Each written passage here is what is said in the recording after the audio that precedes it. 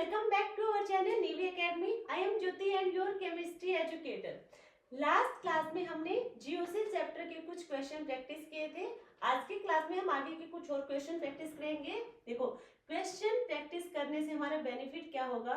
सबसे पहला तो ये कि हमें पता चल जाएगा कि हमारे एग्जाम में इस चैप्टर से किस लेवल के क्वेश्चन पूछे जाएंगे या फिर कहें किस टाइप के क्वेश्चन हमसे पूछे जाएंगे। इससे हमें आइडिया लग जाएगा क्वेश्चन प्रैक्टिस करते टाइम पे कि बार बार जो रिपीट हो रहे हैं क्वेश्चन, यानी कि इस टाइप के क्वेश्चन हमारे एग्जाम में आएंगे। ठीक है। सेकंड क्या पता चलेगा, जब हम क्वेश्चन प्रैक्टिस करेंगे तो हमें ये भी आइडिया लग जाएगा कि हमारा कॉन्सेप्ट अभी क्लियर हुआ है या फिर नहीं हुआ है। देखो, यदि आपसे सेम टाइप के क्वेश्चन बार बार यही रिपीट हो रहे हैं, एसिडिटी का ऑर्डर, बेसिसिटी का ऑर्डर, या फिर स्टेबिलिटी पूछ लेंगे, इलेक्ट्रोफिलिसिटी का ऑर्डर, न्यूक्लियोफिलिसिटी का ऑर्डर, या फिर मॉलिक्यूल में हमारा कौन इलेक्ट्रोफाइल है, कौन न्यूक्लियोफाइल है, जो बेसिक है जीओसी में हमने जो डिस्कस किए हैं उन्हीं से बार बार में क्वेश्चन पूछ रहे हैं। ठीक है। यदि ये क्वेश्चन भी आपसे नहीं बन रहे, इसका मतलब आपके कॉन्सेप्ट अभी भी क्लियर नहीं हुए हैं। तो ये क्वेश्चन तो आपसे बनने ही चाहिए जो क्वेश्चन बार बार रिपीट हो रहे हैं। नया क्वेश्चन आ जाए फिर भी ऐसा लगेगा कि चलो ये तो नया क्वेश्चन है तो शायद हमसे नहीं बन रहा, बट जो रिपीट हो रहे हैं बार बार, यानी कि हर एक क्वेश्चन के बाद वही क्वेश्चन फिर से पूछा जा रहा है, वही बेसिसिटी ऑर्डर, वही एसिडिटी ऑर्डर, वो क्वेश्चन भी आपसे नहीं बन रहे, यानी कि कहीं ना कहीं आपके कॉन्सेप्ट अभी भी क्लियर नहीं है। तो देखो, जीओसी के जितने भी हमारे टॉपिक हैं जो हमारे सिलेबस में हैं वो सारे के सारे हमने यहाँ पे करवा रखे हैं। उनकी एक अलग से प्लेलिस्ट भी बना रखी है जीओसी के, यानी कि जनरल ऑर्गेनिक केमिस्ट्री के नाम से। तो जिस किसी ने भी अभी तक वो क्लास नहीं देखी है तो आप एक बार जाके वो क्लास देख सकते हैं।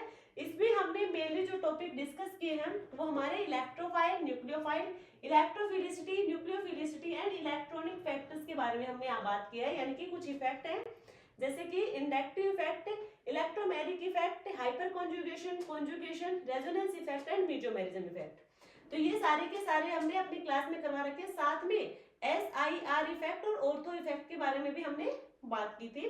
तो जीओसी के जितने भी हमारे मेनली बार बार क्वेश्चन आ रहे हैं एग्जाम में वो सारे के सारे टॉपिक हमने करवा रखे हैं। उनकी प्लेलिस्ट आपको इस वीडियो के एंड स्क्रीन पे मिल जाएगी। यदि एंड स्क्रीन पे ना भी मिले तो आप वहां से सर्च भी कर सकते हैं, जीओसी के नाम से पूरी प्लेलिस्ट निकल के आ जाएगी, वो आपको सीरीज वाइज सारी क्लास देख सकते हैं। ठीक है। तो कॉन्सेप्ट क्लियर होना सबसे पहले जरूरी है, उसके बाद क्वेश्चन प्रैक्टिस करने का फायदा होगा। तो स्टार्ट करते हैं आज की क्लास। आज की क्लास में हमारा फर्स्ट क्वेश्चन रहने वाला है, देखो, arrange the pK value of hydroxy group of methanol, trifluoroacetic acid, phenol, benzyl alcohol, ठीक है, in ascending order is। हमें यहाँ पे कुछ मॉलिक्यूल गिवन है, methanol, trifluoroacetic acid, phenol and benzyl alcohol, ये चार कंपाउंड गिवन है और हमें इनकी pKa वैल्यू का ऑर्डर बताना है। तो pKa वैल्यू है क्या, कैसे पता लगाएंगे, तो pKa वैल्यू होगी वो इनवर्सली प्रोपोर्शनल होती है एसिडिटी के, और हमें यह पता है एसिडिटी हमें किसी मॉलिक्यूल की निकालनी है तो कैसे निकालेंगे, तो सबसे पहले हम एसिडिटी का ऑर्डर निकाल लेंगे, उसका रिवर्स कर देंगे, वो हमारा pKa वैल्यू का ऑर्डर आ जाएगा। तो एसिडिटी कैसे कैलकुलेट करेंगे, हम कैसे निकालेंगे, यहाँ पे तो कोई भी हमारे पास मॉलिक्यूल है, यानी कि एसिड मॉलिक्यूल हमारे पास है, तो वहां से हम क्या करेंगे, हाइड्रोजन को रिमूव करेंगे, यानी कि डीप्रोटोनेशन करवाएंगे मॉलिक्यूल से, तो हमें क्या मिलेगा, उस एसिड का कॉन्जुगेट बेस मिलेगा। और हमें देखना है कि जो जितने भी मॉलिक्यूल है इन सब के सब का हम कॉन्जुगेट बेस बनाएंगे। कॉन्जुगेट बेस किसका सबसे ज्यादा स्टेबल होगा, जिस किसी का भी कॉन्जुगेट बेस सबसे ज्यादा स्टेबल होगा वही हमारा सबसे ज्यादा एसिडिक मॉलिक्यूल होगा। ठीक है, यहाँ तक सबको। तो सबसे पहले इनका कॉन्जुगेट बेस बना लेते हैं डायरेक्टली।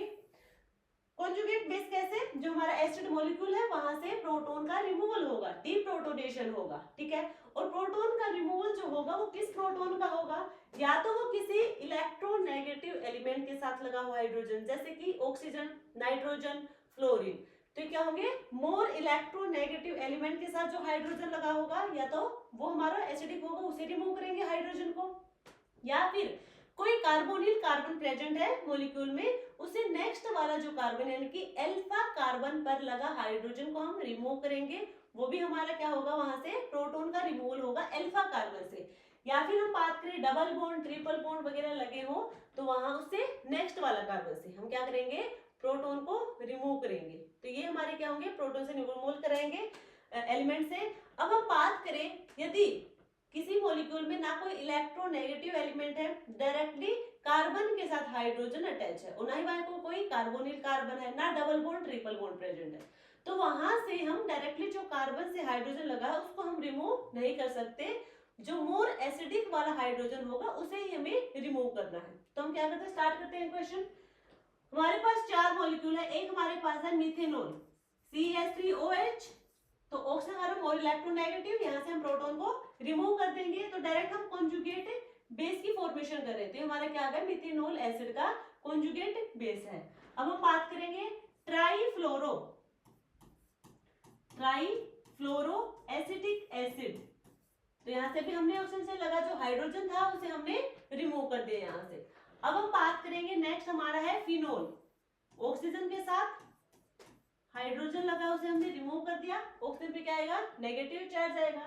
नेक्स्ट होगा बेंजाइल अल्कोहल CH2O नेगेटिव। तो ये सारे के सारे क्या है, कॉन्जुगेट बेस है अपने अपने एसिड के। हमें देखना है इनमें से सबसे ज्यादा स्टेबल कौन सा है, तो देखो यहाँ पे सबसे ज्यादा स्टेबल यानी कि फर्स्ट मॉलिक्यूल की हम बात करें तो यहाँ पे जो ऑक्सीजन पे नेगेटिव चार्ज है, या सारे पे क्या है, ऑक्सीजन पे नेगेटिव चार्ज है, और हमें देखना है कि इनके साथ लगा जो सब्स्टिट्यूएंट ग्रुप है, फिर कोई भी ग्रुप यहाँ पे लगा है, तो वो इस नेगेटिव चार्ज को इंक्रीज कर रहा है या फिर डिक्रीज कर रहा है। यदि यहाँ पे इसकी इलेक्ट्रॉन डेंसिटी को इंक्रीज करेगा यानी कि उसकी एसिडिटी डिक्रीज हो जाएगी। क्यों हो जाएगी, मान लीजिए यहाँ पे क्या है, CH3 ग्रुप एल्काइल ग्रुप है, तो क्या करेगा, डोनेटिंग होता है, इलेक्ट्रॉन डोनेटिंग ग्रुप होता है, एल्काइल ग्रुप है, तो यहाँ पे प्लस आई इफेक्ट शो करेगा।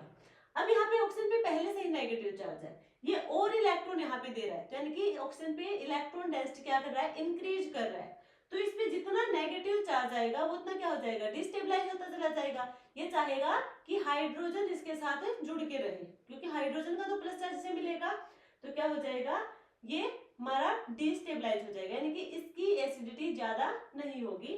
अब यहाँ पे हम और वैसे भी एसिडिटी डायरेक्टली प्रोपोर्शनल होगा माइनस आई के और इनवर्सली प्रोपोर्शनल होगा प्लस आई इफेक्ट के। नेक्स्ट हम बात करें CF3C double bond O negative, ठीक है। अब यहाँ पे हमारे पास कार्बन के साथ लगे हैं फ्लोरीन ग्रुप, और हमें पता है कि फ्लोरीन मोर इलेक्ट्रोनेगेटिव होंगे, यानी कि ये इलेक्ट्रॉन को क्या करेंगे, विड्रॉ करेंगे, सॉरी विड्रॉ, इलेक्ट्रॉन को क्या करेंगे, विड्रॉ करेंगे।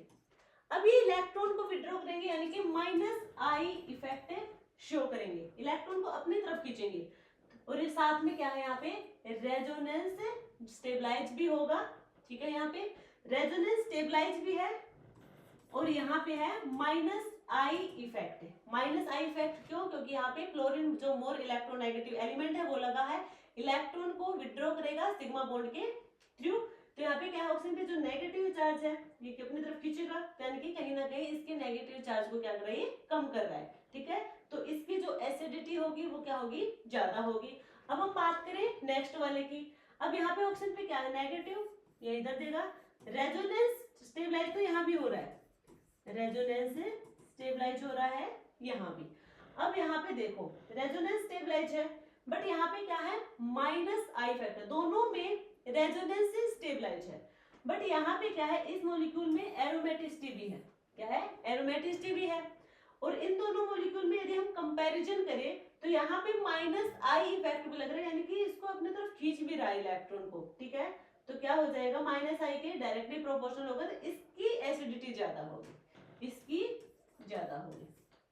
अब हम बात करें लास्ट वाले मॉलिक्यूल की, तो यहाँ पे देखो रेजोनेंस स्टेबलाइज नहीं होगा, नो रेजोनेंस स्टेबलाइज, यहाँ पे कोई रेजोनेंस स्टेबलाइज नहीं होगा। देखो यदि यहाँ पे जाएगा तो आगे हमारे पास कोई पाई बॉन्ड या फिर लोन पेयर कोई ऐसा इलेक्ट्रॉन नहीं है जो रेजोनेंस से स्टेबलाइज करवाए, ठीक है। तो अब हमें बात करनी है एसिडिटी ऑर्डर की। एसिडिटी ऑर्डर किसका होगा, तो सबसे ज्यादा एसिडिटी इसकी ज्यादा होगी, इसमें एसिडिक कैरेक्टर सबसे ज्यादा है क्योंकि यहाँ पे माइनस आई इफेक्ट शो कर रहा है, तो यानी कि किस क्या है, ये ट्राईफ्लोरो एसिटिक एसिड सबसे ज्यादा इसका। इसके बाद यानी कि यहाँ पे देखो प्लस आई इफेक्ट है, और प्लस आई फैक्टर क्या होगा, इनवर्सली प्रोपोर्शनल, यानी कि यहाँ पे एसिडिक कैरेक्टर सबसे कम, तो इसको सबसे लास्ट में लिख देंगे मिथेनॉल को, ठीक है। अब बात करेंगे हम फिनोल एंड बेंजाइल अल्कोहल, इनमें से किसका एसिडिक कैरेक्टर सबसे ज्यादा होगा। तो यहाँ पे तो क्या है, रेजोनेंस स्टेबलाइज कर रहा है, यानी कि जो ये नेगेटिव चार्ज है इसको क्या कर रहा है, ये कम कर रहा है, तो कम कर रहा है तो इसका एसिडिक कैरेक्टर क्या होगा, ज्यादा होगा। तो फिनोल में ज्यादा होगा और इसके बाद बेंजाइल अल्कोहल, ठीक है। तो ये ऑर्डर हमारा एसिडिटी का है और हमें बताना किसका है, pKa वैल्यू का ऑर्डर बताना है, जो इसका क्या हो जाएगा, ऑपोजिट हो जाएगा, यानी कि मिथेनॉल का सबसे ज्यादा, then benzyl alcohol, then phenol और देन ट्राइफ्लोरोएसिटिक एसिड। ये देखो कहां पे ये वाला ऑर्डर, यहाँ पे देखो मिथेनॉल, बेंजाइल अल्कोहल, फिनोल और ट्राइफ्लोरोएसिटिक एसिड, ये हमारा ए है, बी सी एंड डी। तो ऑप्शन ए हमारा क्या होगा, करेक्ट आंसर होगा, ऑप्शन ए हमारा करेक्ट आंसर होगा। आई होप आप लोगों को क्लियर हुआ होगा कैसे क्या है। नेक्स्ट देखो, एसिडिक स्ट्रेंथ इज ग्रेटर इन, हमें बताना चाहिए, हमें मॉलिक्यूल गिवन है 4 मॉलिक्यूल, हमें बताना है कि एसिडिक स्ट्रेंथ सबसे ज्यादा किसकी है, ऑर्डर नहीं बताना है, यहाँ पे सिर्फ एक मॉलिक्यूल के बारे में बताना है कि किसकी सबसे ज्यादा एसिडिक स्ट्रेंथ है। तो देखो एसिडिक स्ट्रेंथ वही क्या बनेगा, यहाँ पे H प्लस चला जाएगा, ऑक्सीजन पे नेगेटिव, ये गया यहाँ पे नेगेटिव और यहाँ गया ये नेगेटिव, ये क्या बन गया, कॉन्जुगेट बेस की फॉर्मेशन हुई है। हमें देखना है कि कौन सा ज्यादा स्टेबल होगा।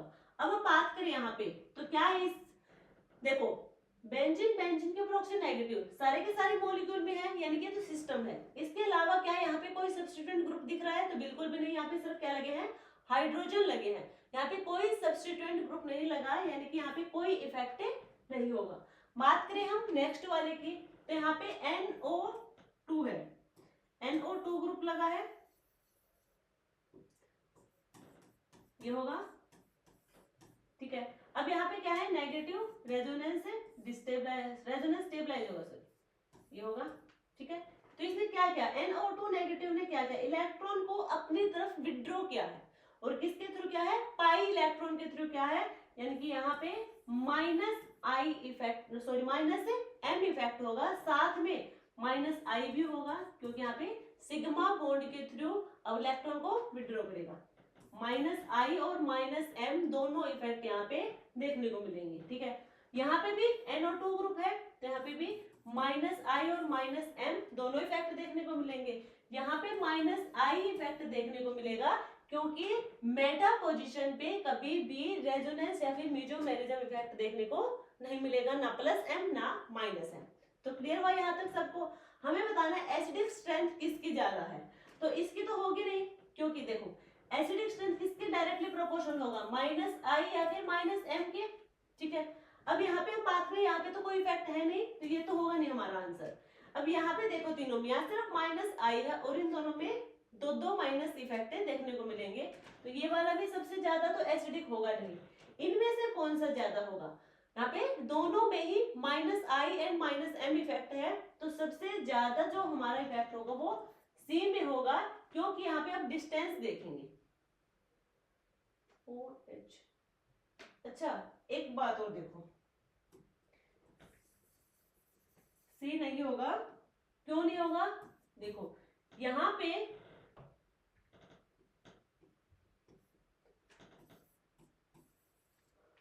देखो यहाँ पे क्या है OH और यहाँ पे क्या है NO2, नाइट्रोजन के साथ क्या है ऑक्सीजन नेगेटिव और डबल बॉन्ड, यही है हमारे पास। तो यहाँ पे क्या है, ऑर्थो पोजीशन पे NO2 ग्रुप प्रेजेंट है। अब यहाँ पे हाइड्रोजन बॉन्डिंग किसके साथ करेगा, मोर इलेक्ट्रोनेगेटिव एलिमेंट के साथ जुड़ेगा, और कौन सा हाइड्रोजन, वो हाइड्रोजन करेगा जो खुद मोर इलेक्ट्रोनेगेटिव एलिमेंट के साथ जुड़ा हो। ये ऑक्सीजन के साथ जुड़ा और इस ऑक्सीजन के साथ क्या करेगा, ये हाइड्रोजन बॉन्डिंग करेगा, ठीक है। यहाँ पे हाइड्रोजन बॉन्डिंग होगी, इसकी वजह से ये हाइड्रोजन को इतनी आसानी से क्या करेगा, रिमूव नहीं करेगा। हाइड्रोजन बॉन्डिंग होने की वजह से जो यहाँ पे हाइड्रोजन प्रेजेंट है ऑक्सीजन के साथ है, वो इतनी अच्छे से यहाँ से रिमूव नहीं होगा, यानी कि डीप्रोटोनेशन करवाना इतना आसान भी नहीं होगा जितना यहाँ पे है। ठीक है, तो हमारा होगा आंसर बी आंसर होगा हमारा। क्लियर हुआ? क्यों हुआ? फर्स्ट वाले में कोई इफेक्ट नहीं है तो उससे कोई असर होगा नहीं, लास्ट वाले में सिर्फ माइनस आई इफेक्ट है। यहाँ देखो एसिडिक स्ट्रेंथ वहां भी दिखेगी बट वहां पे सिर्फ एक माइनस इफेक्ट है, यहाँ दोनों पे क्या है, दो दो माइनस आई इफेक्ट है, माइनस आई और माइनस से एम इफेक्ट। और हमें पता है कि माइनस एम इफेक्ट डोमिनेट करेगा माइनस आई इफेक्ट में, जो दोनों में प्रेजेंट है। बट थर्ड वाले में क्या है, यदि हम डिस्टेंस के अकॉर्डिंग देखते तो हमें लगता कि आंसर सी हमारा करेक्ट होगा क्योंकि पास में लग रहे हैं दोनों इफेक्ट। बट यहाँ पे हाइड्रोजन बॉन्डिंग होगी, हाइड्रोजन बॉन्डिंग होने की वजह से क्या हो रहा है, स्टेबलाइज हो रहा है, और 6 मेंबर की रिंग देखने को मिलेगी, 1 2 3 4 5 6, तो 6 मेंबर की रिंग होगी जो कि क्या होगी, हाईली स्टेबल होगी। तो यहाँ पे हाइड्रोजन बॉन्डिंग होने की वजह से अपने प्रोटॉन को इजीली रिमूव नहीं कर पाएगा, तो जो सेकंड कंपाउंड होगा हमारा वो हमारा मोर एसिडिक होगा, क्योंकि यहाँ पे माइनस आई भी है और माइनस एम इफेक्ट भी देखने को मिलेगा जो इस मॉलिक्यूल की एसिडिक स्ट्रेंथ को ज्यादा करेगा। ठीक है, नेक्स्ट देखो, the order of ease of hydrogenation is, हमें बताना है एज ऑफ हाइड्रोजनेशन इज, ये क्या है, ये होगी रिएक्टिविटी। क्या बतानी है हमें, रिएक्टिविटी बतानी है, रिएक्टिविटी किधर, टुवर्ड्स एडिशन ऑफ हाइड्रोजन। तो यहाँ पे हमें रिएक्टिविटी बतानी है। रिएक्टिविटी कैसे बताएंगे, तो रिएक्टिविटी हमेशा स्टेबिलिटी के इनवर्सली प्रोपोर्शनल होगी। क्या बताना है, रिएक्टिविटी, और रिएक्टिविटी स्टेबिलिटी के इनवर्सली प्रोपोर्शनल होगी। तो हम स्टेबिलिटी निकालेंगे, स्टेबिलिटी निकालेंगे तो हमें रिएक्टिविटी का भी पता चल जाएगा। तो स्टेबिलिटी कैसे निकालेंगे, स्टेबिलिटी, स्टेबिलिटी एनर्जी के इनवर्सली प्रोपोर्शनल होगी, स्टेबिलिटी हमेशा एनर्जी के इनवर्सली प्रोपोर्शनल होगी। यदि एनर्जी ज्यादा होगी तो स्टेबिलिटी क्या होगी, कम होगी। बट हमने जब रेजोनेंस एनर्जी के बारे में बात करे थे तो हमने वहां पे बताया था कि जो रेजोनेंस एनर्जी यानी कि जो एक्सपेरिमेंटल वैल्यू और थ्योरेटिकल वैल्यू के बीच का जो डिस्टेंस है वो रेजोनेंस एनर्जी है, और रेजोनेंस एनर्जी जितनी ज्यादा उतना ही क्या होगा, स्टेबिलिटी भी ज्यादा होगी मॉलिक्यूल की। ठीक है, तो रेजोनेंस एनर्जी इंक्रीज करेगी तो स्टेबिलिटी भी इंक्रीज करेगी। तो यहाँ पे हम कंपाउंड बनाएंगे, हमारे पास क्या है, एक तो बेंजीन है, ये होगा बेंजीन का स्ट्रक्चर, दूसरा नेफ्थलीन, ये होगा नेफ्थलीन का, और तीसरा हमारे पास है एंथ्रासीन, ये होगा एंथ्रासीन का।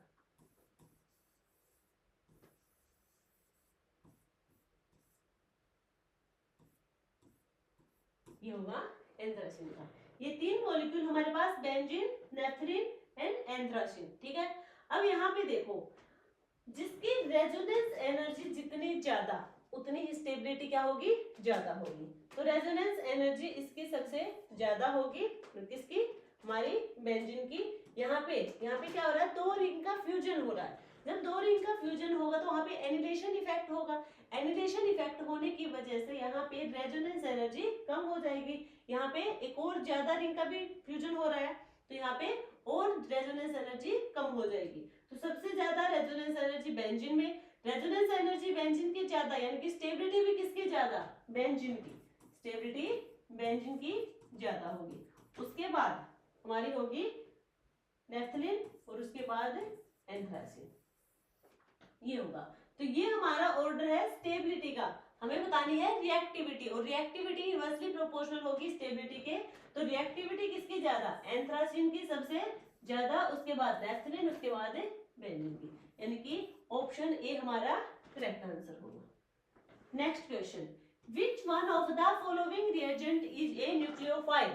तो हमें यहाँ पे जो गिवन है ऑप्शन, उनमें से बताना है कि इनमें से कौन सा वो रिएजेंट है जो न्यूक्लियोफाइल की तरह एक्ट करेगा। न्यूक्लियोफाइल क्या होगा, न्यूक्लियोफाइल इलेक्ट्रॉन स्पीशीज होंगे जिसके पास लोन पेयर प्रेजेंट होंगे और कहीं उनका ऑक्टेट भी कंप्लीट होगा और वो लोन पेयर डोनेट भी करता हो, वो क्या होंगे, हमारे न्यूक्लियोफाइल होंगे। अब यहाँ पे हम बात करें फर्स्ट BF3, बोरोन, बोरोन के पास वैलेंस इलेक्ट्रॉन 3, तो यहाँ पे किसके साथ बॉन्डिंग की, 3 फ्लोरीन के साथ, 3 खुद के और 3 फ्लोरीन के, टोटल इलेक्ट्रॉन 6 इलेक्ट्रॉन, और ऑक्टेट कंप्लीट करने के लिए कितने इलेक्ट्रॉन चाहिए, 8 इलेक्ट्रॉन। यहाँ पे तो 6 है, तो ये क्या होगा, इलेक्ट्रोफाइल की तरह एक्ट करेगा, ये होगा इलेक्ट्रोफाइल। अब हम बात करें नेक्स्ट SO3। SO3 ये होगा SO3, क्या होगा, सल्फर। सल्फर हमारा ऑक्सीजन फैमिली का एलिमेंट है, उसके पास वैलेंस इलेक्ट्रॉन 6 होंगे, ठीक है। तो यहाँ पे ऑक्सीजन है, तो यहाँ पे ऑक्सीजन के साथ डबल बॉन्डिंग कर रही है, यहाँ तक तो क्लियर है सबको। अब हम बात करें आगे कि सल्फर हमारा थर्ड पीरियड का एलिमेंट होगा, यानी कि इसके पास वैकेंट डी ऑर्बिटल भी होगा, वैकेंट डी ऑर्बिटल होगा, और यहाँ पे 3 ऑक्सीजन प्रेजेंट है, तो ये क्या करेगा, इलेक्ट्रॉन देने की टेंडेंसी रखेगा, ना कि देने की। तो ये क्या होगा, इलेक्ट्रोफाइल की तरह बिहेव करेगा, तो कैसा होगा, इलेक्ट्रोफाइल।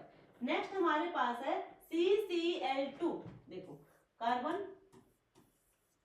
कार्बन के पास वैलेंस इलेक्ट्रॉन होंगे 4, ठीक है, 2 के साथ बॉन्डिंग कर ली, क्लोरीन क्लोरीन, और एक हमारे यहाँ पे है लोन पेयर। तो लोन पेयर देख के हमें लगेगा कि ये तो न्यूक्लियोफाइल है, क्योंकि इसके पास लोन पेयर प्रेजेंट है, बट यहाँ पे न्यूक्लियोफाइल की तरह एक्ट नहीं करेगा।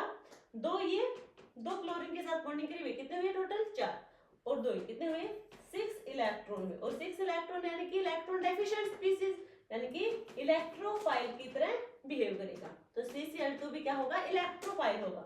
नेक्स्ट हम बात करें NH3, नाइट्रोजन के पास वैलेंस इलेक्ट्रॉन होंगे 5, 3 के साथ बॉन्डिंग की, एक लोन पेयर है, तो 3 तो खुद के जो बॉन्डिंग में है, 3 हाइड्रोजन के कितने हुए 6 हुए, और एक लोन पेयर है, यानी कि टोटल कितने हुए 8 इलेक्ट्रॉन हुए।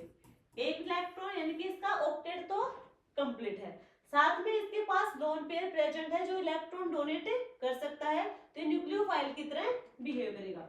आंसर होगा हमारा डी। नेक्स्ट देखो, like other oxygen containing compound and butyl tertiary butyl ether dissolve in cold concentrated H2SO4। तो हमारे पास एक ईथर है, कोई कंपाउंड है जो ईथर है, n butyl tertiary butyl ether, यदि हम उसका डिसॉल्व करें, उसे हम कोल्ड कंसंट्रेटेड H2SO4, तो हमारे पास क्या होगा,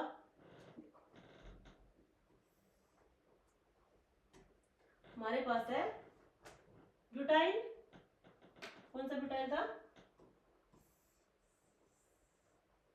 एन ब्यूटाइल,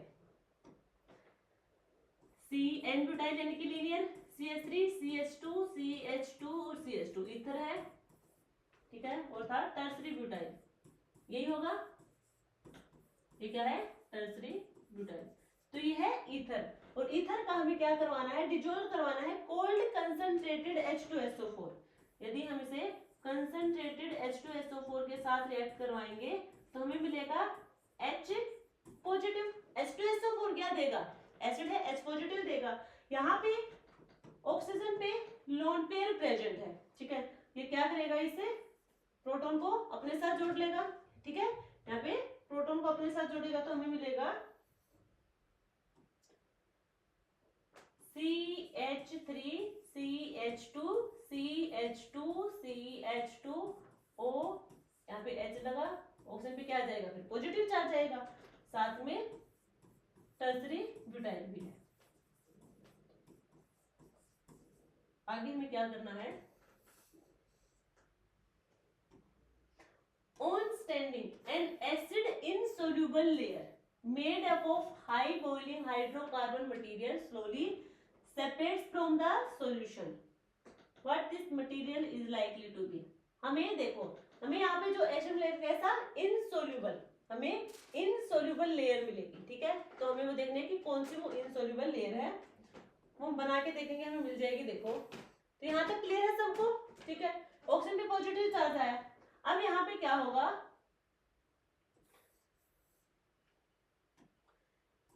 यहां से ये चला जाएगा, ठीक है, यहाँ से अल्कोहल की फॉर्म में यहाँ से बाहर चला जाएगा, हमें मिलेगा CH3 CH2 CH2OH, साथ में हमें मिलेगा यहाँ पे क्या आएगा, पॉजिटिव चार्ज आएगा, फिर कार्बन पे पॉजिटिव चार्ज, साथ में 3 मिथाइल ग्रुप लगे, ये मिलेगा, यहाँ पे मिला हमें एल्कोहल, कौन सा, एक और CH2 आएगा, ब्यूटेनॉल, यहाँ पे है ब्यूटेनॉल, यहाँ पे हमें मिला ब्यूटेनॉल।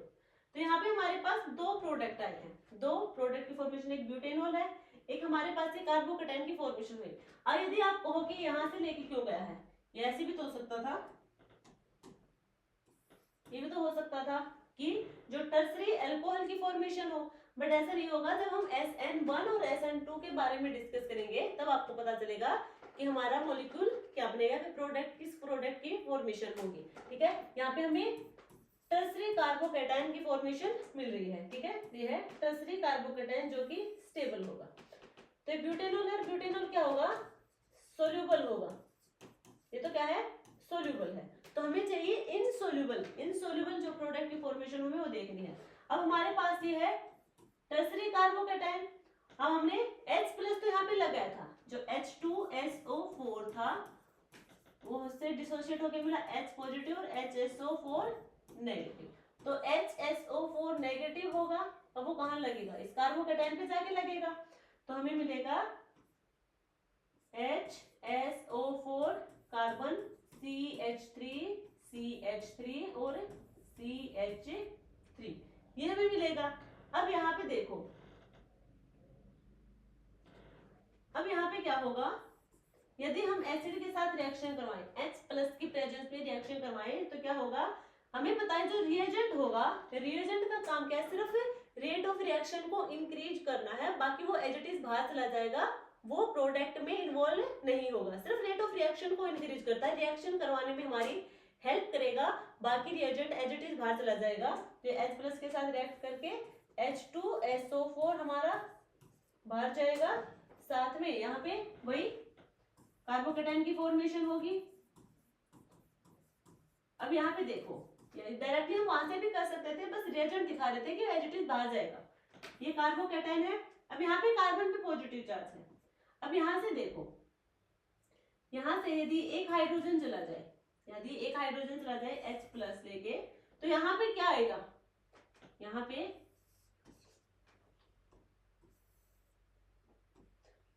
कार्बन पे पॉजिटिव चार्ज है और यहाँ पे होगा CH2 नेगेटिव और साथ में CH3। ये पॉजिटिव और नेगेटिव क्या बनाएंगे, बॉन्ड की फॉर्मेशन करेंगे। एक पॉजिटिव चार्ज एक नेगेटिव चार्ज है, दोनों मिलके यहाँ पे बॉन्ड की फॉर्मेशन करेंगे, जो होगा इस टाइप से, डबल बॉन्ड CH2 CH3 और CH3, ये हमें मिला। अब हम बात करें यदि इसका पॉलीमराइजेशन करवा दें, यदि हम इसका पॉलीमराइजेशन करवा दें, क्योंकि हमारे आंसर में क्या है, पॉलीमराइजेशन ही करवा रखा है, एक बार देख लीजिए, जो हमारे ऑप्शन है उनमें पॉलीमराइजेशन करवा रखा है, ये देखो first second third and fourth, तो हम वहां पे क्या करवाएंगे, पॉलीमराइजेशन करवाएंगे। पॉलीमराइजेशन करवाएंगे तो हमें क्या मिलेगा, देखो CH2 CH3 CH3, ये होगा और इसका पॉलीमराइजेशन। तो ये जो ये हमारा फाइनल प्रोडक्ट आया है, ये क्या है, इनसोल्यूबल होगा, ये होगा इनसोल्यूबल। ठीक है, तो ये हमारा कहाँ है, CH2 CH3। अब ये देखो कहाँ पे है, वही हमारा आंसर है। देखो जो ऑप्शन A और C है दोनों सेम है, शायद ये दोनों प्रिंटिंग एरर है। एक बार देखो यहाँ पे क्या होगा, या तो फर्स्ट ऑप्शन में या फिर सेकंड में, फिर क्या होगा CH3 और यहाँ क्या होगा CH3। फर्स्ट या फिर C, जो हमारा A ऑप्शन है या फिर C ऑप्शन है, इनमें से ही कहीं हमारा वो आंसर होगा, क्योंकि दोनों क्या लिख दिए, सेम ऑप्शन लिख रखे हैं, सेम नहीं होंगे, डिफरेंट होंगे। एक हमारा जो आंसर आया है वही हमारा ऑप्शन होगा, इनमें से कोई भी A या C पे कहीं पे भी लिख ले, तो हमारा आंसर आएगा जो हमने पॉलीमराइजेशन करवाया वो वाला, जो क्या होगा, इनसोल्यूबल होगा। क्लियर हो क्वेश्चन? क्वेश्चन में क्या था, हमें एक ईथर कंपाउंड गिवन था, ईथर कंपाउंड गिवन था और उसका हमें कोल्ड कंसंट्रेटेड H2SO4 के साथ क्या करना, इसमें डिसॉल्व करवाना है। तो हमें पता है जो H2SO4 है एक रिएजेंट है, जो H प्लस देगा एसिडिक है, H प्लस देगा तो वो कहाँ जाके रिएक्ट करेगा, ऑक्सीजन के पास हमारे लोन पेयर प्रेजेंट है, लोन पेयर हाइड्रोजन को अपने साथ लेके जाएगा और ऑक्सीजन पे क्या आएगा, पॉजिटिव चार्ज होगा। अब यहाँ से जो ब्यूटेनॉल होगा वो वहां से निकल जाएगा और हमें साथ में देगा टर्सरी कार्बोकेटाइन की फॉर्मेशन होगी। ये टर्सरी कार्बोकेटाइन की क्यों होगी, प्राइमरी की क्यों नहीं होगी, ये हम SN1 SN2 में डिस्कस कर लेंगे।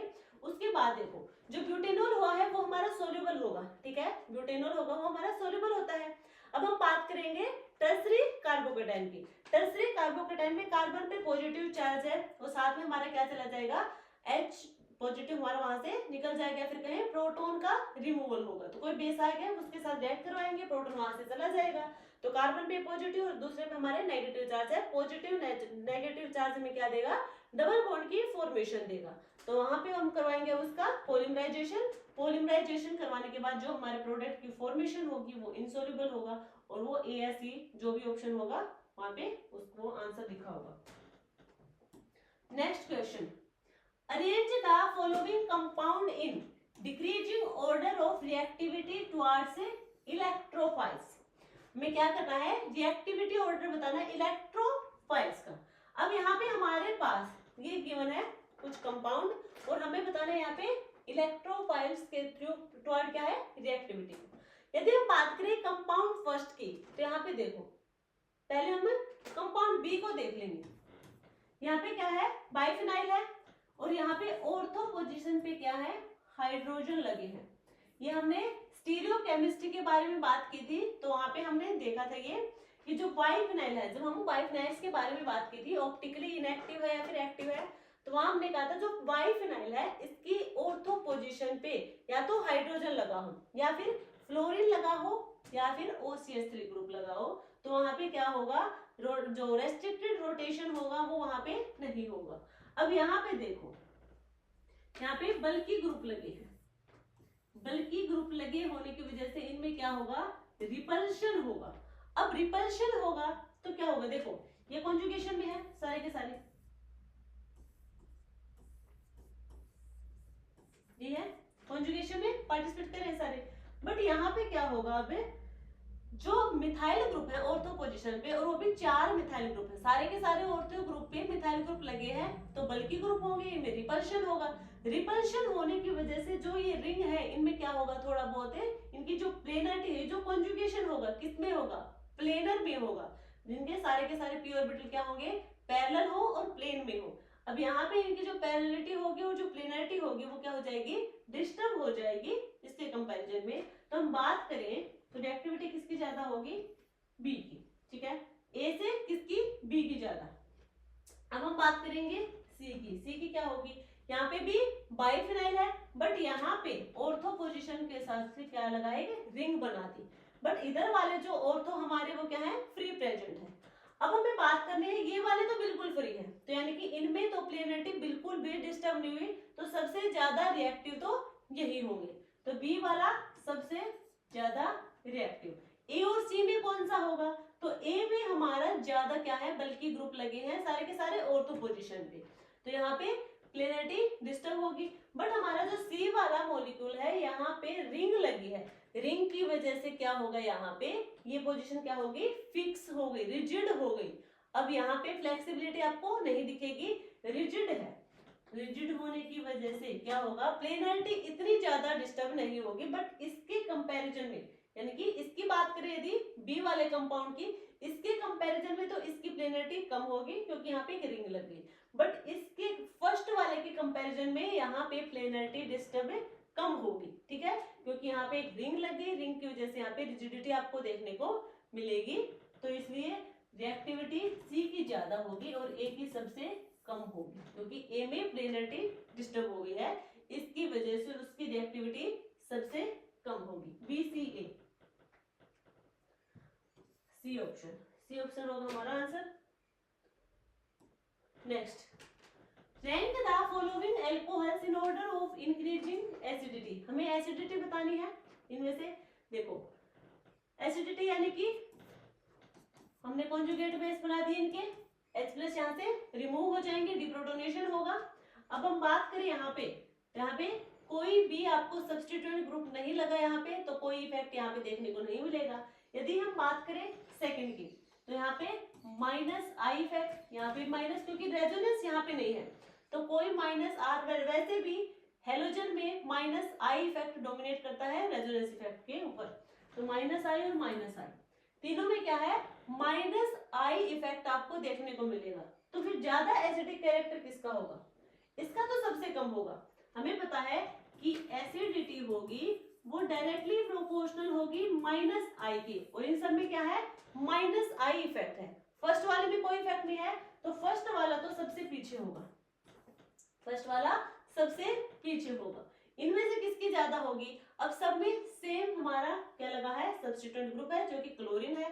सारे के सारे क्या दे रहे हैं, माइनस आई इफेक्ट दे रहे हैं। तो हमें क्या कैसे पता चलेगा कि किसकी एसिडिटी ज्यादा है, तो यहाँ पे हम डिस्टेंस देखेंगे। तो यहाँ पे इसकी डिस्टेंस सबसे कम, तो यहाँ पे माइनस आई सबसे ज्यादा, देन यहाँ पे और उसके बाद यहाँ पे, यानी कि थर्ड वाले की सबसे ज्यादा, देन फोर्थ वाले की, देन सेकंड वाले की, और सबसे कम होगी फर्स्ट वाले की। यदि हमारे पास सेम सब्स्टिट्यूएंट ग्रुप लगे हो और एक ही इफेक्ट वहां पे, वो भी सेम इफेक्ट आपको देखने को मिले, तो वहां पे हम डिस्टेंस देखेंगे। जो जितनी पास होगा ग्रुप के या फिर नेगेटिव चार्ज के, वो उतना ही ज्यादा एसिडिटी शो करेगा। तो थर्ड वाले की सबसे ज्यादा, then fourth, then second and first. Answer होगा हमारा third, fourth, second, first, option B. Next देखो, two of the following four compounds are more acidic than methanol, which ones. देखो हमें ये चार कंपाउंड गिवन है और हमें बताना है इनमें से कोई दो जो मोर एसिडिक होंगे मिथेनॉल से। मिथेनॉल हमें यहाँ गिवन नहीं है, मिथेनॉल क्या होगा, CH3OH ये होगा। और हमें बताना इनमें से कौन से दो कंपाउंड है जो इससे ज्यादा एसिडिक है, मिथेनॉल से ज्यादा एसिडिक है। तो मिथेनॉल एसिडिक, पहले तो इसका कॉन्जुगेट बेस बना दिया हमने। इनका हम कॉन्जुगेट बेस बनाए, यानी कि हाइड्रोजन को क्या करना है, रिमूव करना है। यदि हम बात करें फर्स्ट कंपाउंड की, तो यहाँ पे कोई एसिडिक हाइड्रोजन प्रेजेंट नहीं है, सेकंड वाले में भी कोई एसिडिक हाइड्रोजन प्रेजेंट नहीं है, नो एसिडिक हाइड्रोजन। तो ए और बी तो वैसे भी नहीं होंगे, इससे ज्यादा एसिडिक कैसे होंगे, क्योंकि इनके पास तो प्रोटॉन ही नहीं है, वो वाले प्रोटॉन जो ज्यादा एसिडिक है। ठीक है, यहाँ पे जो डायरेक्टली कार्बन पे लगे हैं ये वाले प्रोटॉन हम रिमूव नहीं करेंगे। हमने कहा था या तो प्रोटॉन वो रिमूव करेंगे जो मोर इलेक्ट्रोनेगेटिव एलिमेंट से लगे हो, या फिर अल्फा कार्बन पे हो, वो वाले रिमूव करेंगे। अब हम बात करेंगे नेक्स्ट वाले की, सी वाले की। तो यहाँ पे देखो कार्बोनिल कार्बन है, तो इनके नेक्स्ट वाले क्या होगा, अल्फा कार्बन, और यहाँ पे है हाइड्रोजन, तो क्या होगा, एसिडिक है। ये वाले हाइड्रोजन एसिडिक है, ये वाले रिमूव होंगे। यहाँ से हाइड्रोजन जाएगा और हमारे पास आएगा नेगेटिव चार्ज। यहाँ पे देखो ऑक्सीजन, ऑक्सीजन हमारा मोर इलेक्ट्रोनेगेटिव, इसके साथ हाइड्रोजन लगा है तो यहाँ से चला जाएगा, ये आएगा नेगेटिव चार्ज। हमें बताना है कि सी और डी क्या ये हमारे मिथेनॉल से ज्यादा एसिडिक हैं। वैसे तो यही होने चाहिए क्योंकि फर्स्ट एंड सेकंड तो है ही नहीं, तो आंसर तो डायरेक्ट आ रहा हमारा सी एंड डी होंगे जो मोर एसिडिक होंगे। बट एक बार चेक कर ले फिर भी, देखो यहाँ पे क्या होगा, सी एंड डी में जो नेगेटिव चार्ज है ये क्या, ये स्टेबलाइज है, हमने कॉन्जुगेट बेस बनाई है। अब इस कॉन्जुगेट बेस को स्टेबलाइज भी करके देखना है क्या इसे कोई सब्स्टिट्यूएंट ग्रुप स्टेबलाइज करे। तो देखो यहाँ पे रेजोनेंस के थ्रू क्या हो रहा है, ये स्टेबलाइज हो रहे हैं, क्या हो रहे हैं, रेजोनेंस के थ्रू स्टेबलाइज, रेजोनेंस स्टेबलाइज होगा। ये नेगेटिव चार्ज होगा वो रेजोनेंस से स्टेबलाइज होगा। अब अगर यहाँ बात करें तो यहाँ पे क्या है, F3 यानी कि फ्लोरीन मोर इलेक्ट्रोनेगेटिव, इलेक्ट्रॉन को विड्रॉ करेगा सिग्मा बॉन्ड के थ्रू, यानी कि यहाँ पे माइनस आई इफेक्ट देखने को मिलेगा। माइनस आई इफेक्ट यहाँ पे देखने को मिला, इसका मतलब क्या है, ऑक्सीजन पे जो नेगेटिव चार्ज है उसको क्या कर रहा है, अपनी तरफ खींच रहा है, यानी कि ऑक्सीजन पे जो नेगेटिव चार्ज है इसे ओवरकम कर रहा है। ठीक है, ओवरकम करेगा तो क्या होगा, वो स्टेबलाइज होगा हमारा कॉन्जुगेट बेस। अब हम बात करेंगे मिथेनॉल की, ये दोनों स्टेबलाइज तो हो रहे हैं, बट ये देखना है कि मिथेनॉल से ज्यादा स्टेबलाइज है या फिर नहीं है, तो ये कॉन्जुगेट बेस है। अब इस नेगेटिव चार्ज को स्टेबलाइज करने के लिए इसके पास कौन सा सब्स्टिट्यूएंट ग्रुप लगा है, तो यहाँ पे है एल्काइल ग्रुप, और एल्काइल ग्रुप हमें क्या देगा, हमेशा प्लस आई इफेक्ट शो करेगा। अब ऑक्सीजन पे पहले से ही नेगेटिव है, ये और इलेक्ट्रॉन दे रहा है यहाँ पे, यानी कि ऑक्सीजन पे इलेक्ट्रॉन डेंसिटी इंक्रीज कर रहा है, तो वो उतना अच्छे से स्टेबलाइज नहीं होगा। तो सी एंड डी कंपाउंड होंगे जो मिथेनॉल से ज्यादा एसिडिक होंगे, C and D, option B. Next देखो, rank the basicity of the following compounds. ये हमें कंपाउंड गिवन है और हमें बेसिसिटी बतानी है किसकी ज्यादा है, ठीक है। अब यहाँ पे देखो बेसिसिटी में क्या होगा, बेसिसिटी में एडिशन होता है प्रोटॉन का, यानी कि हमारे पास बेस है, बेस के ऊपर लोन पेयर प्रेजेंट होना चाहिए, प्रोटॉन को एक्सेप्ट करेगा, ठीक है, प्रोटोनेशन करवाएंगे। एसिडिटी में होता है डीप्रोटोनेशन, और जो बेसिसिटी होगी वहां कराते हैं हम प्रोटोनेशन। तो यहाँ पे H प्लस, यहाँ पे लोन पेयर है, यहाँ पे आ जाएगा NH4 पॉजिटिव चार्ज, यहाँ पे लोन पेयर है तो यहाँ पे CH3NH3, यहाँ पे आएगा पॉजिटिव चार्ज। यहाँ पे नाइट्रोजन के पास कोई लोन पेयर प्रेजेंट नहीं है, इस नाइट्रोजन के ऊपर तो पॉजिटिव चार्ज है, यहाँ पे नाइट्रोजन इसके पास क्या है, ऑक्सीजन पे नेगेटिव है, नाइट्रोजन पे कोई लोन पेयर यहाँ पे प्रेजेंट नहीं है, ठीक है। तो यहाँ पे तो कोई लोन पेयर ही प्रेजेंट नहीं है, तो लोन पेयर प्रेजेंट है तो बेस हो ही नहीं सकता, तो सबसे वीक बेस यही होगा, सबसे लास्ट में जाएगा सी। अब हमें बात करनी है ए और बी के बीच में। तो यहाँ पे देखें यदि हम NH3, नाइट्रोजन पे क्या है, पॉजिटिव चार्ज है, इस पॉजिटिव चार्ज को स्टेबलाइज कौन करेगा, पॉजिटिव चार्ज को स्टेबलाइज करेगा हमारा CH3 एल्काइल ग्रुप है, इलेक्ट्रॉन क्या करेगा, डोनेट करेगा, यानी कि प्लस आई इफेक्ट। और हमें पता है बेसिसिटी हमेशा प्लस आई इफेक्ट के डायरेक्टली प्रोपोर्शनल होगा, और इसके पास कोई भी ऐसा सब्स्टिट्यूएंट ग्रुप नहीं है जो इस पॉजिटिव चार्ज को क्या करे, स्टेबलाइज करवा पाए। तो सबसे ज्यादा स्टेबल होगा हमारा सेकंड वाला, देन फर्स्ट, और सबसे लास्ट में थर्ड वाला। तो BAC कौन सा है, BAC, यानी कि option D. The molecule shown below has 4 different types of hydrogen. ये हमारे पास मॉलिक्यूल है, इसके पास देखो लिख रखा है first, second, third, fourth, 4 type के हाइड्रोजन है। फर्स्ट वाले के साथ भी हाइड्रोजन है, इसके साथ भी, इसके साथ भी और इनके साथ भी, यानी कि 4 डिफरेंट टाइप के हाइड्रोजन यहाँ पे प्रेजेंट है मॉलिक्यूल में। हमें बताना है कि इन चारों हाइड्रोजन में से सबसे ज्यादा जो एसिडिक है वो कौन सा होगा, क्योंकि जब हमें यहाँ से किसी भी हाइड्रोजन को रिमूव कराना हो तो किसको कराते हैं, जो सबसे ज्यादा एसिडिक होगा। तो यहाँ पे हमें बताना है चारों हाइड्रोजन में से सबसे ज्यादा एसिडिक कौन सा होगा। देखो एक बार चारों को देख लो, आप अलग अलग करके देख ले हम। यदि हम फर्स्ट वाले को यहाँ ये इस वाले को रिमूव करेंगे तो हमें मिलेगा CH3 CH double bond CH C double bond, और यहाँ पे आएगा नेगेटिव चार्ज, यही आएगा। यदि हम सेकंड वाले को रिमूव करें तो हमारे पास आएगा CH3 CH double bond C negative, यहाँ पे आएगा CHO, या फिर हम ओपन करके भी लिखते हैं ऐसे। नेक्स्ट होगा जब हम थर्ड वाले को रिमूव करेंगे तो यहाँ पे negative double bond CH C double bond O और H।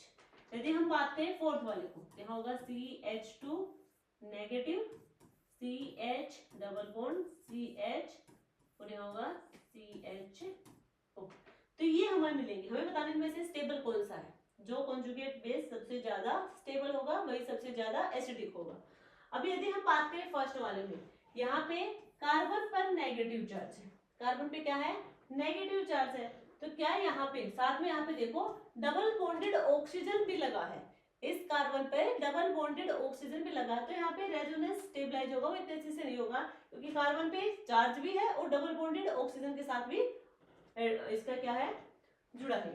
इधर देखें हम कार्बन के साथ नेगेटिव चार्ज है, कार्बन के साथ नेगेटिव चार्ज है, साथ में यहाँ पे डबल बॉन्ड भी है, कार्बन नेगेटिवली चार्ज भी है, साथ में डबल बॉन्डेड भी है, तो ये भी इतना अच्छे से हमारा क्या होगा, एसिडिक नहीं शो करेगा। इधर भी वही नेगेटिव चार्ज है और साथ में डबल बॉन्डेड भी है, बट यहाँ देखो नेगेटिव चार्ज है, साथ में कोई डबल बॉन्डेड यहाँ पे ऑक्सीजन और कार्बन कुछ भी नहीं है, तो यहाँ पे रेजोनेंस स्टेबलाइज भी हो जाएगा, साथ में यहाँ पे ऐसे ये वाला यहाँ पे डबल बॉन्ड हाइड्रोजन, और यहाँ पे तो क्या होगा, रेजोनेंस स्टेबलाइज भी होगा। क्लियर हुआ? यहाँ पे क्यों नहीं हुआ, क्योंकि यहाँ पे कार्बन पे जो नेगेटिव चार्ज है साथ में यहाँ पे डबल बॉन्डेड है कार्बन, इसलिए वो अच्छे से स्टेबलाइज नहीं होंगे। जो फोर्थ वाला हाइड्रोजन होगा हमारा वो सबसे ज्यादा स्टेबलाइज होगा, फिर कहीं सबसे ज्यादा एसिडिक होगा। तो यदि यहाँ से हमें प्रोटॉन को रिमूव करना हो इस मॉलिक्यूल्स में से, तो जो फोर्थ पोजीशन पे जो हाइड्रोजन लगा है उसको हम रिमूव करेंगे, तो ऑप्शन डी हमारा करेक्ट आंसर होगा। Next, the order of basicity of the following substituent aniline is, substituted aniline is, ठीक है। तो हमें बेसिसिटी ऑर्डर बताना है। बेसिसिटी ऑर्डर में क्या होगा, वही क्या करना है, इसे प्रोटॉन का एडिशन करवाएंगे, यानी कि प्रोटोनेशन करवाना हमें, या फिर हम डायरेक्टली भी देख लेंगे। बेसिसिटी में क्या होगा, हमेशा डायरेक्टली प्रोपोर्शनल होगा प्लस आई और प्लस एम इफेक्ट के, और इनवर्सली प्रोपोर्शनल होगा माइनस आई और माइनस एम इफेक्ट के, ठीक है। यहाँ पे कोई इफेक्ट नहीं दिखेगा। यदि यहाँ पे NH3 पॉजिटिव आए तो इस पॉजिटिव चार्ज को स्टेबलाइज करने के लिए यहाँ पे कोई सब्स्टिट्यूएंट ग्रुप नहीं लगा है। नेक्स्ट वाले की हम बात करें, यहाँ भी आ गया, ठीक है। यहाँ पे क्या है, मेटा पोजीशन पे NO2 NO2 लगे, और हमें पता है कि NO2 ग्रुप होगा, वो क्या करता है, इलेक्ट्रॉन को अपनी तरफ खींचेगा, वो सिग्मा बॉन्ड के थ्रू भी खींचेगा और पाई इलेक्ट्रॉन के थ्रू भी, यानी कि माइनस आई इफेक्ट और minus M effect. But meta position पे कभी भी मेसोमेरिज्म और रेजोनेंस इफेक्ट आपको देखने को नहीं मिलेंगे, तो यहाँ पे सिर्फ माइनस आई इफेक्ट होंगे, और साथ में यहाँ क्या है, CH3 जो इलेक्ट्रॉन डोनेटिंग होगा, तो क्या होगा, प्लस आई इफेक्ट शो करेगा। यहाँ पे हम बात करें तो सिर्फ माइनस आई इफेक्ट शो करेगा, यहाँ पे माइनस एम या फिर माइनस आर इफेक्ट शो नहीं करेगा। नेक्स्ट वाले की हम बात करें तो ये ऑर्थो पोजीशन है, ऑर्थो पोजीशन पे माइनस आई भी और माइनस एम भी दोनों इफेक्ट देखने को मिलेंगे, साथ में यहाँ पे है प्लस आई इफेक्ट, क्योंकि एल्काइल ग्रुप होगा, इलेक्ट्रॉन डोनेटिंग ग्रुप। हमें बताना है बेसिसिटी का ऑर्डर। बेसिसिटी का ऑर्डर क्या होगा, अब यहाँ पे देखो माइनस इफेक्ट के हमेशा इनवर्सली प्रोपोर्शनल होगा, तो इसमें सबसे ज्यादा माइनस इफेक्ट देखने को मिलेंगे, तो यानी कि फोर्थ पोजीशन तो सबसे लास्ट में होगी बेसिसिटी में, ठीक है। सबसे पहले कौन सा होगा, इनमें माइनस माइनस तो है सब में, तो इसमें कोई इफेक्ट नहीं है, तो सबसे ज्यादा बेसिसिटी किसकी होगी, फर्स्ट के सबसे लास्ट में कौन होगा, फोर्थ वाला। आंसर देख लो, फर्स्ट है फोर्थ है, इसके अलावा किसी में फर्स्ट है फोर्थ नहीं है, तो आंसर होगा ए। नेक्स्ट देखो, identify the strong nucleophile from the following. जो हमें यहाँ पे कंपाउंड गिवन है, हमें बताने के इनमें से सबसे ज्यादा स्ट्रॉन्ग न्यूक्लियोफाइल कौन सा है। न्यूक्लियोफाइल यानी कि लोन पेयर प्रेजेंट हो और उन्हें क्या करे, लोन पेयर को डोनेट भी कर सके, यानी कि इलेक्ट्रॉन रिच स्पीशीज होंगे हमारे न्यूक्लियोफाइल, और हमें बताने में सबसे अच्छे इलेक्ट्रॉन रिच स्पीशीज कौन सा है। यहाँ पे हर नाइट्रोजन के पास लोन पेयर प्रेजेंट होंगे, सबके पास प्रेजेंट है, ठीक है। कौन सा लोन पेयर अच्छे से डोनेट करेगा, अब यहाँ पे देखो, यहाँ पे एरोमेटिसिटी तो है ही, ये जो लोन पेयर है नॉन हक्कल लोन पेयर है, यानी कि दे तो सकता है, इलेक्ट्रॉन को डोनेट कर सकता है, बट हम बाकी देख लें, यहाँ पे कोई इफेक्ट यहाँ पे देखने को नहीं मिलेगा। यहाँ पे देखो नाइट्रोजन के पास लोन पेयर है, ये इधर देगा, रेजोनेंस स्टेबलाइज होगा, यहाँ पे क्या आ जाएगा, नेगेटिव चार्ज, यहाँ पे क्या आएगा, पॉजिटिव चार्ज, यहाँ पे क्या है, नेगेटिव, और ज्यादा इलेक्ट्रॉन डेंसिटी आ गया यहाँ पे, तो अच्छे से इलेक्ट्रॉन को डोनेट कर देगा, तो ये न्यूक्लियोफिलिसिटी क्या होगी, इसकी ज्यादा होगी। बाकी सब में भी चेक कर ले एक बार, कैसे शो कर रहा है, ये सिस्टम को दे रहा है, यानी कि प्लस आर इफेक्ट यहाँ पे देखने को मिलेगा। नेक्स्ट हम बात करें ब्रोमीन, ब्रोमीन तो इलेक्ट्रॉन को अपनी तरफ खींचेगा, इलेक्ट्रॉन विड्रॉइंग ग्रुप है, तो यहाँ पे माइनस आई इफेक्ट देखेगी, तो यानी कि ये तो जो नाइट्रोजन के लोन पेयर है, यानी कि अपनी तरफ खींचेगा, यानी कि यहाँ पे इलेक्ट्रॉन डेंसिटी कम करेगा, इलेक्ट्रॉन डेंसिटी कम हो जाएगी तो वो अच्छे से डोनेट भी नहीं कर पाएगा। यहाँ पे लोन पेयर प्रेजेंट है, यहाँ पे क्या होगा, ऑक्सीजन OCH3, यहाँ पे क्या करेगा, जो यहाँ पे कार्बन कार्बोनिल कार्बन है, ये इलेक्ट्रॉन को डोनेट तो नहीं करेंगे, इलेक्ट्रॉन को खींचेंगे ही खुद की तरफ, तो क्या करेंगे, इलेक्ट्रॉन डेंसिटी को कम करेंगे। इलेक्ट्रॉन डेंसिटी यहाँ भी कम कर रहा है, यहाँ भी इलेक्ट्रॉन डेंसिटी कम कर रहा है, यहाँ पे इलेक्ट्रॉन डेंसिटी इंक्रीज हो रही है, यहाँ पे कोई इफेक्ट नहीं है, तो जहाँ पे इलेक्ट्रॉन डेंसिटी इंक्रीज होगी, लोन पेयर इजीली यहाँ पे डोनेट कर सकता हूँ, वही तो अच्छा न्यूक्लियोफाइल होगा, तो ऑप्शन बी हमारा करेक्ट आंसर होगा। नेक्स्ट देखो, the most acidic isomer hydrocarbon among the following is, ये हमें कुछ हाइड्रोकार्बन आइसोमेरिक हाइड्रोकार्बन है, और हमें बताना है कि इनमें से सबसे ज्यादा एसिडिक कौन सा होगा। एसिडिक यानी कि प्रोटॉन अच्छे से रिमूव कर दे, तो यहाँ पे हम बात करें कि किसका प्रोटॉन हमें रिमूव करना है, तो यहाँ पे देखो ये कैसा है, ये जो रिंग है ये कैसी है, एरोमेटिसिटी की है, ये कैसी है, एरोमेटिक रिंग है, यानी कि यहाँ पे 6 पाई इलेक्ट्रॉन दिख रहे हैं। नेक्स्ट वाली क्या दिख रही है, यहाँ पे sp3 हाइब्रिडाइज्ड कार्बन होगा, यानी कि ये कैसा है, नॉन एरोमेटिक, ये आपको नॉन एरोमेटिक दिखेगा, ठीक है। तो यदि हम यहाँ से इलेक्ट्रॉन रिमूव करें, यदि हम इलेक्ट्रॉन रिमूव कहाँ से करेंगे, यहाँ से तो हम कर नहीं सकते क्योंकि यहाँ पे ऐसा कोई ग्रुप नहीं लगा है कि जिससे हम यहाँ से इलेक्ट्रॉन रिमूव कर दें, क्योंकि एसिडिक हाइड्रोजन नहीं है। यदि हम यहाँ से करें इलेक्ट्रॉन रिमूव, ठीक है, तो यहाँ पे भी हम क्यों नहीं करेंगे, क्योंकि यहाँ पे देखो क्या है, ये एरोमेटिक है और यहाँ से मान लीजिए यहाँ पे नेगेटिव चार्ज आ जाएगा, तो क्या करें, इसकी एरोमेटिसिटी कहीं ना कहीं डिस्टर्ब होगी। क्या होगी, एरोमेटिसिटी इसकी डिस्टर्ब होगी। यही एरोमेटिक था, इसकी एरोमेटिसिटी क्या कर दी हमने, डिस्टर्ब कर दी। नेक्स्ट वाला हम देखें तो यहाँ पे देखो, यहाँ पे डबल बॉन्ड कार्बन है, तो यानी कि हाइड्रोजन यहाँ से जा सकता है, ठीक है। अब यहाँ पे हाइड्रोजन है, यहाँ पे हाइड्रोजन है, यहाँ से हाइड्रोजन है, पे क्या है, नेगेटिव चार्ज, यही आएगा। नेगेटिव चार्ज होती क्या है, रेजोनेंस स्टेबलाइज कर रहा है, बिल्कुल कर रहा है, ये रहा, और ये आ गया यहाँ पे, तो यहाँ नेगेटिव चार्ज यहाँ पे आ जाएगा।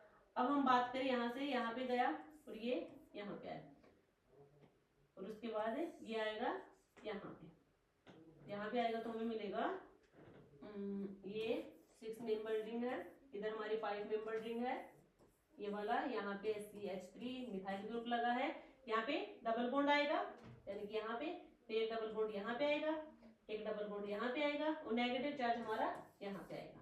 अब देखो यहाँ पे ये क्या है, 6 पाई इलेक्ट्रॉन आपको देखने को मिलेंगे, 2 4 6 पाई इलेक्ट्रॉन, यानी कि एरोमेटिक, ये कैसा है, एरोमेटिक कंपाउंड होगा। तो यहाँ पे हमें एरोमेटिसिटी मिली है और साथ में रेजोनेंस स्टेबलाइज भी हमें देखा है। नेगेटिव चार्ज यहाँ प्रोटॉन का, रेजोनेंस स्टेबलाइज भी यहाँ पे दिखने को मिल रही है, साथ में यहाँ पे एरोमेटिसिटी देखने को मिल रही है, यानी कि ये वाला कंपाउंड सबसे ज्यादा एसिडिक होगा, यानी कि इसके पास सबसे ज्यादा एसिडिक प्रोटॉन प्रेजेंट है, यानी कि आंसर होगा हमारा सी। नेक्स्ट देखो, among the 4 isomers of a C7H7Cl which one will have weakest carbon halogen bond? सबसे पहले इसके हम बता के रखे हैं कितने आइसोमर बनेंगे, 4 आइसोमर बनेंगे, तो बना के देखेंगे पहले। CH3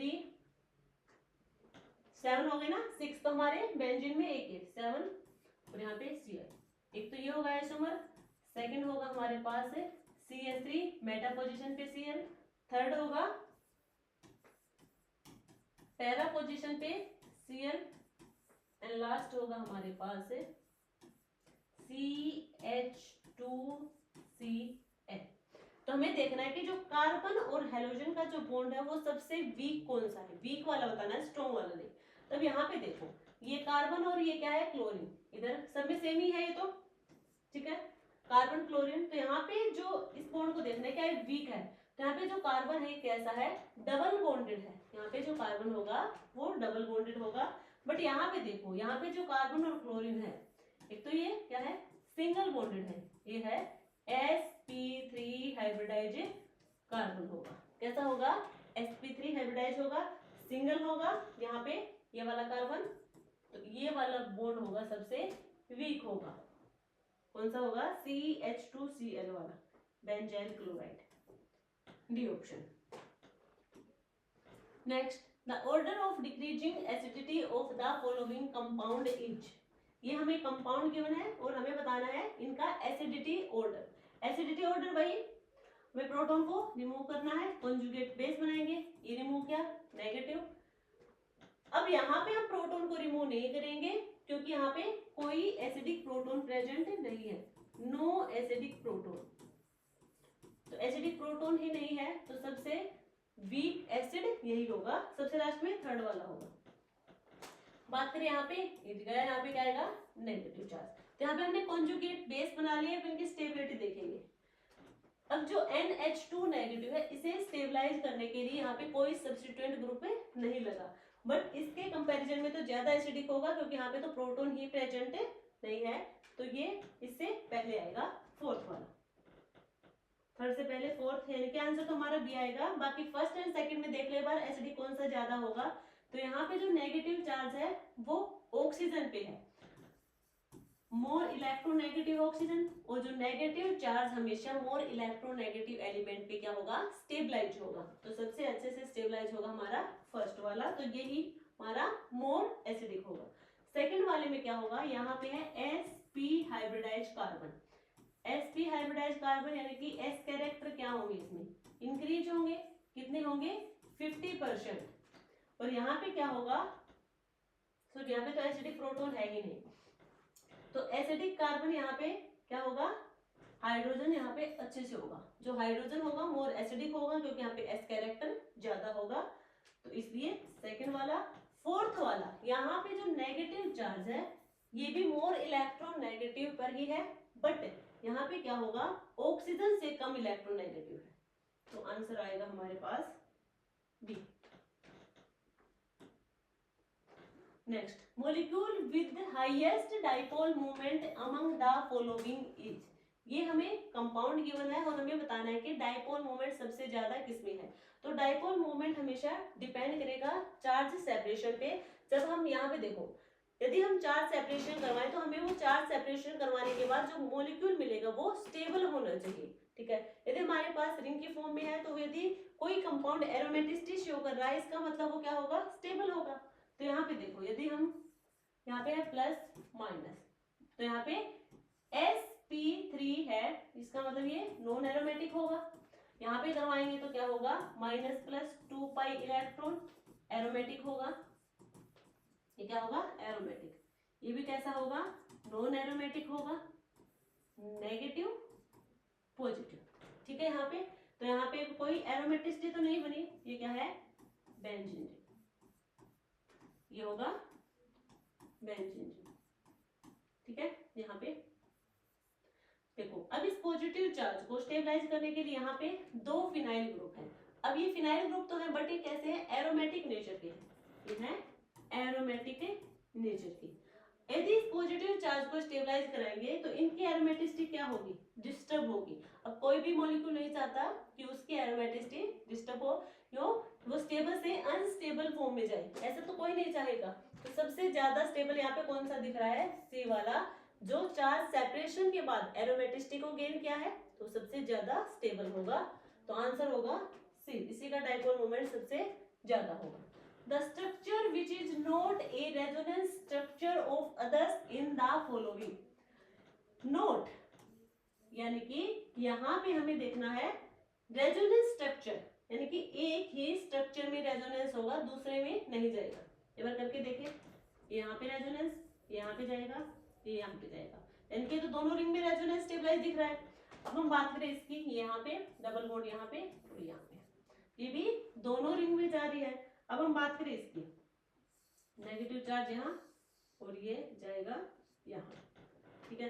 तो अब यहाँ पे क्या हुआ, एक ही रिंग में रेजोनेंस है, इस रिंग में कोई रेजोनेंस के साथ नहीं दिखेगी, तो आंसर होगा हमारा सी वाला। ये वाला इधर भी होगा और इधर भी होगा, यानी कि भी दोनों रिंग में होगा, आंसर होगा C. Arrange the following compound in the increasing order of acidity of circle hydrogen, यानी कि हमें ये तीन कंपाउंड गिवन है और इनमें जो हाइड्रोजन है जिनको सर्कल कर रखा है, उन्हीं को हमें यहाँ से क्या करना है, रिमूव करना है, और हमें बताना है कि इनकी एसिडिटी ऑर्डर क्या है, ठीक है। वैसे तो ये ना बताते तो भी हमें हाइड्रोजन उसी को रिमूव करना है जो सबसे ज्यादा एसिडिक हो, और सबसे ज्यादा एसिडिक हाइड्रोजन कहाँ मिलेगा ये हमने देख रखा है, बता कर लिया था कि कौन से हाइड्रोजन को रिमूव करना है और किसको नहीं कर सकते हम। तो यहाँ से यदि इसको हम रिमूव करें तो यहाँ पे क्या आएगा, नेगेटिव चार्ज, यहाँ पे क्या, नेगेटिव चार्ज, यहाँ से करेंगे तो क्या होगा, नेगेटिव चार्ज। तो नेगेटिव चार्ज सही है, कॉन्जुगेट बेस की फॉर्मेशन हो गई, तो स्टेबल कौन सा होगा, 2 4 6, यहाँ पे है 6 पाई इलेक्ट्रॉन, यानी कि एरोमेटिसिटी मिली हमें।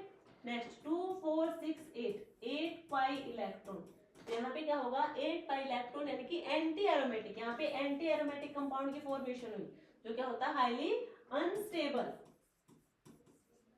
यह हाईली अनस्टेबल, और ये क्या होगा, स्टेबल।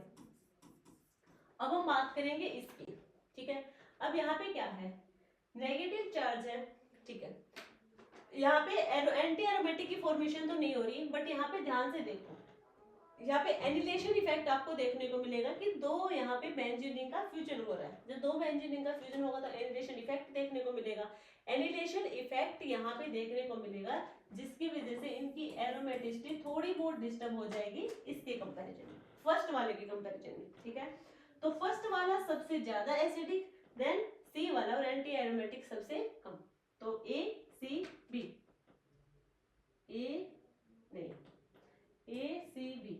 ऑप्शन बी हमारा करेक्ट आंसर होगा। तो ये थी हमारी आज की क्लास। आई होप आप लोगों को अच्छी लगी होगी, क्वेश्चन प्रैक्टिस अच्छे से की होगी और आपको कॉन्सेप्ट भी अच्छे से क्लियर हुए होंगे। यदि फिर भी जिस किसी के भी कॉन्सेप्ट क्लियर नहीं हो रहे तो आप एक बार कमेंट सेक्शन में बता देना कि ये वाले कॉन्सेप्ट आपके क्लियर नहीं हुए, तो आपको कॉन्सेप्ट फिर से करवा दिया जाएगा, या फिर आप क्लास जो हमने करवा रखी है वहां जाके देख सकते हैं उन टॉपिक्स को, तो आपको समझ आ जाएगा कि हमें क्वेश्चन कैसे सोल्व करनी है, ठीक है। तो ये थी हमारी आज की क्लास। कल हम इसके PYQ सोल्व करेंगे। तब तक के लिए आप ये जो क्वेश्चन पे हमने इनकी प्रैक्टिस करके देखना, ठीक है।